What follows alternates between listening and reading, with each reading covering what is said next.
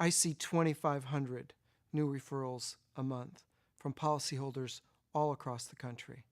And part of the things that I see are the top 10 mistakes that policyholders make. Number one, can the insurance company take away your policy based on a fraudulent misstatement? Did we materially misrepresent anything on the application? That's where a carrier can come back and contest what we said on the application. Oftentimes the agent or the broker will have misheard, misunderstood, misrecorded, and that information is easily correctable.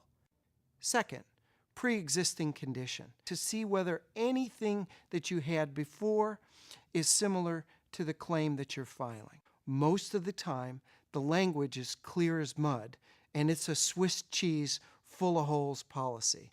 So take a look at the pre-existing condition. Third, policyholders don't understand the features, advantages, and benefits of their insurance. They know they bought a policy. They know they got a promise from the agent that it's supposed to work this way or that way. But most people haven't walked through the policy to look at the definitions. But you have to understand how to use your policy before you can actually sit down and make the claim. Number four, carriers call it odd times.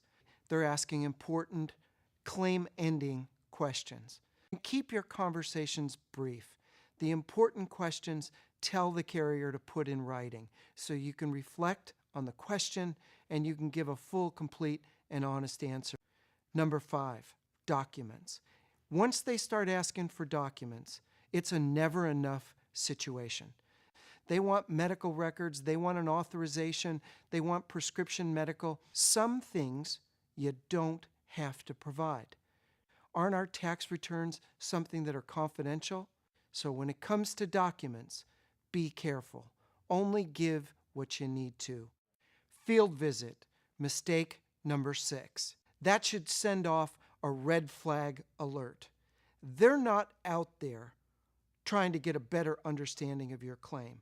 You've given them an authorization that allows them to go back to the time that you were born to get everything about you, occupationally, vocationally, medically, and now 6 months, a year into the claim, the carrier says, we need to better understand your claim with a field visit from one of our company representatives. They're not there to get a better understanding of your claim.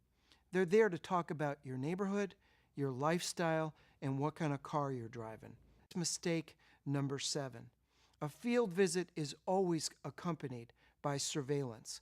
The carrier is also trying to measure your activities that are inconsistent with your restrictions and limitations. So if you say, I can't bend, stoop, push, pull, carry, lift, I can't sit for very long, they're going to hire videotapers or the paparazzi to come out there and stake out your place.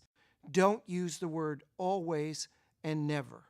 If you say, I never drive, and they get you driving, that is an activity inconsistent with your own restriction and limitation.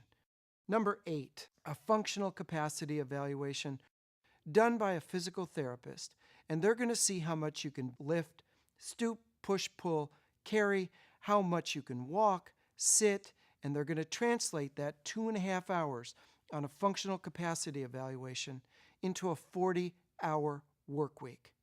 Don't get pushed. If you hurt, make sure they understand you hurt. Number 9, policyholder mistake. The carrier wants to do a doc-to-doc. Get your doctor on the phone with their on-site physician to talk about care and treatment. That's a recipe for disaster. How often does your treating doctor have your file with them 24/7? There's nothing in anybody's policy that says they get to talk to your doctor on the telephone. Why not have your doctor suggest they put their questions in writing? Policyholder mistake number 10. Do you appeal or don't you? In the denial letter, the carrier says, would you like to appeal? You can appeal within 180 days. Why in the world, if we don't have to, would we give the carrier a second bite at the apple? They're not supposed to look at the claim with their eyes closed or point all their discovery and all the things they've gathered to use against us as a policyholder. That's not fair, that's not right, and that's not what the covenant of good faith and fair dealing requires them to do in your state. Appeal or not appeal. It can mean the difference between a bad faith claim or being prevented from later getting to file your lawsuit against the carrier. You need top insurance help to answer that question. Last, and I know it's not one of my top 10, the most important advice I can give to policyholders across the United States is don't give up. They beat you up, they wear you down, they starve you out. Carriers know sick people don't fight hard, and chronically ill or injured people don't last long. We hear it 2,500 times a month. You can do this. You just need a little help.